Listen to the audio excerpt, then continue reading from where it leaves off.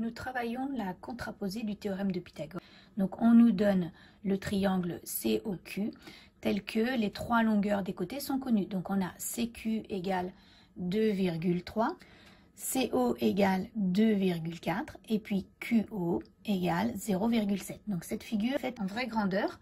Alors le danger, ça serait de se dire qu'on prend son équerre. Oui, c'est un triangle rectangle. Eh bien, on va voir en quatrième que ça n'est plus suffisant d'utiliser son équerre pour montrer que le triangle est rectangle. Et justement, dans cette vidéo, on va démontrer qu'il ne l'est pas.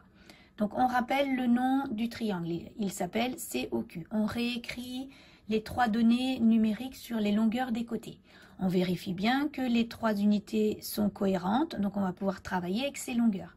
Ça nous permet d'identifier tout de suite quel est le plus grand côté. Le plus grand côté, c'est 2,4. C'est donc CO.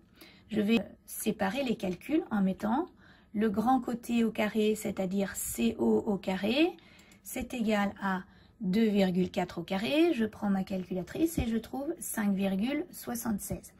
De l'autre côté, je vais faire la somme des carrés des deux autres côtés de ce triangle. Je l'écris avec les lettres de la figure, puis avec les nombres de l'énoncé. 2,3 au carré plus 0,7 au carré.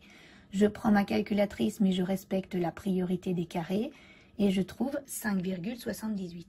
Alors 5,76 et 5,78, même si c'est proche, ça n'est pas la même chose.